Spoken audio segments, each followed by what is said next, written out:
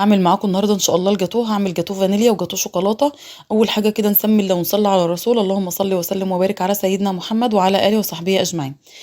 معايا ربع كيلو دقيق سبونج فانيليا. هاخد عليه 3 بيضات، وهاخد ربع كوبايه من الميه، ومعلقه صغيره من الفانيليا السايله، ومعلقه صغيره من محسن الجل، وهضربه كده كويس لمده 5 دقايق لحد ما يتماسك معاكي كده والسبونج يكون بيجمد ويلمع. تعرفي خلاص ان هو اتضرب كده كويس. معايا صينيه، الصينيه دي 30 في 40، بطنتها كده بورق من الزبده، وهنزل بالخليط مجرد ما يتضرب كويس، وهدخلها الفرن على درجة حرارة 200. السبونج دخليه الفرن على درجة الجاتو بالذات، دخليه على درجة حرارة عالية عشان هو ما بياخدش وقت فما ينشفش معاكي. نزلت كده في الصينية وهبدأ افرده كده كويس، وهساوي وشه كويس. سويه كويس عشان ما يكونش فيه حته عاليه كده وحته واطيه، عشان السبونج يطلع معاكي متساوي. خلاص انا كده ضربت جاتوه الفانيليا، هنضرب جاتوه الشوكولاته. حطيت كده ربع كيلو برضو من السبونج الشوكولاته، ونزلت عليه ب3 بيضات، وهاخد فانيليا، وهاخد ربع كوبايه من الميه، ومعلقه صغيره من محسن الجل، وهضربه كويس. نفس مقاس الصينيه اللي احنا عملنا فيها الفانيليا هنعمل فيها الشوكولاته. خدت كده ورق الزبده بطنت بيه، وبعد كده نزلت بالسبونج وهفرده كويس، وهدخل كده السبونج زي ما قلنا على درجه حراره 200 علشان ما ينشفش معانا، لازم تكون النار عليه. هسويه كده كويس.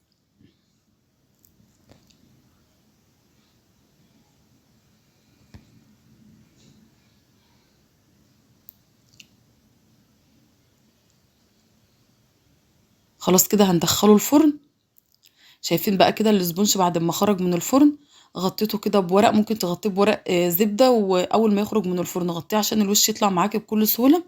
خدت كده كوبايه من السكر، وخدت عليها كوبايتين من الميه، وكوبايتين من الكريم شانتيه، ومعلقتين من الباستري كريم. خلاص شايفين الوش بتاع الجاتو طلع، لان مجرد ما خرجناه من الفرن غطيناه. هبدأ بقى اشيل ورقه الزبده بالشكل ده كده.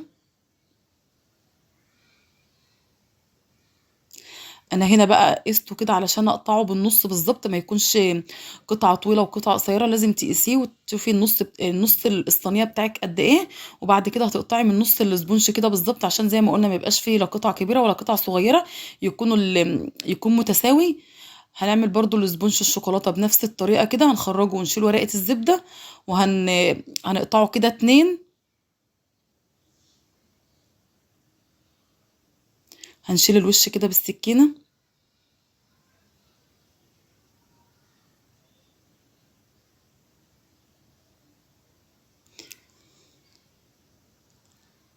خلاص كده تمام، قسمته من النص كده.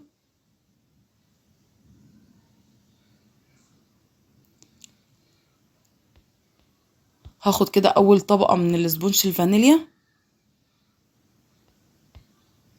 سقيتها كده سيرب خفيف. السيرب ده زي ما قلت لكم قبل كده ميه وسكر وعصرة ليمونة، بغليه كده لمدة 3 دقايق. كوباية من السكر عليهم كوباية ونص من الميه وعصرة ليمونة. بعد كده خدت الكريم شانتيه، بدأت افرده بالشكل ده كده.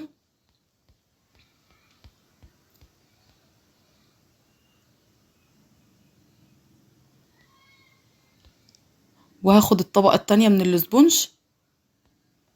خدت كده سيرب خفيف عشان بيكونش بس الاسبونج ناشف معانا.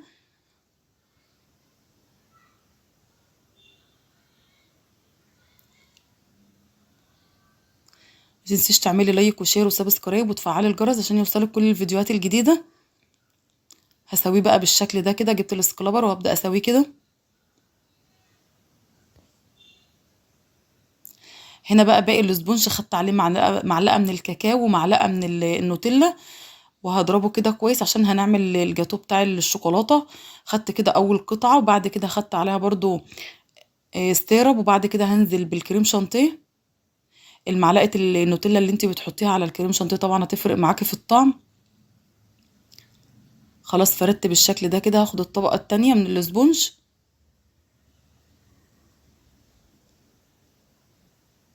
سقيتها برضو سيرب خفيف كده مش كتير، حاجات بسيطة. وهنزل بطبقة من الكريمة،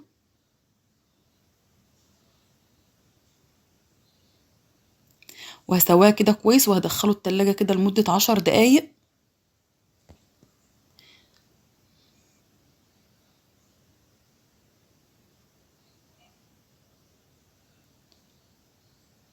بعد ما دخلته كده التلاجة 10 دقايق جبت صوص الكراميل وبدأت احطه كده. دخلته بس ال10 دقايق ده عشان لما اجي احط صوص الكراميل على وش الجاتوه الطبقتين ما يختلطوش في بعض. هبدأ افرده كده كويس.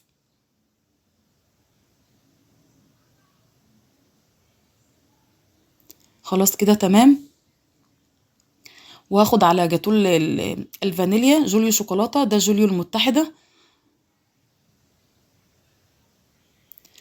هافرده برضو بنفس الطريقة، وبعد كده هندخله التلاجة. ممكن الافضل ان انت تكوني مجهزاه من بالليل وتدخليه الفريزر.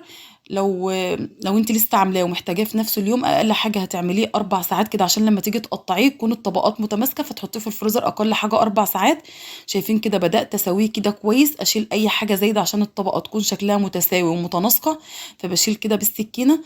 طبعا مجرد ما بقطع بالسكينة كده بيكون معايا كده مية سخنة، بنزل بالسكينة فيها. وبعد كده الطرنش اللي انت بتشتغلي بيه ده حطيه في المية السخنة، وبعد كده امسحيه بمنديل، وبعد كده قطعي علشان الطبقات تكون نظيفة، ما تقطعيش وهو فيه قطع من الجاتوه فيدي معاكي شكل مش حلو بين الطبقات وبعضها، عشان يكون الطبقة شكلها كده نظيف. خلاص هنقطع الجاتوه الشوكولاتة برضو بنفس الطريقة.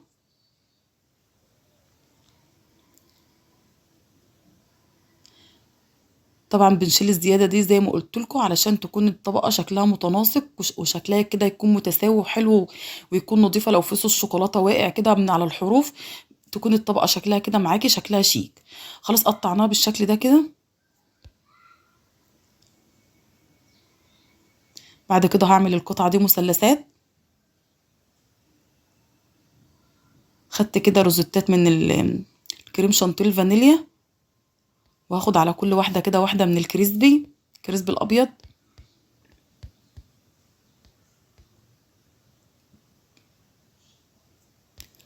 وخدت كده شوية من النوتيلا، عملت كده خطوط بشكل عشوائي. وخدت هنا روزتات على جاتوه الشوكولاتة، وبعد كده احط على كل واحدة كده واحدة من الكريسبي الشوكولاتة. دي كانت وصفة النهاردة. شايفين قد ايه الجاتوه سهل وبسيط، مش بياخد معاكي وقت خالص. ان شاء الله تجربوه وربنا يحسن ما بين ايديكم. شايفين بعد ما حطيته برضو في الفريزر شوية تماسك، بدأت بقى جبت اللي هو الورق الزبدة ده ورق زبدة بس بتاع الكب كيك، وبدأت احطه عليه كده. وبعد كده حطيته في العلبة بتاعته.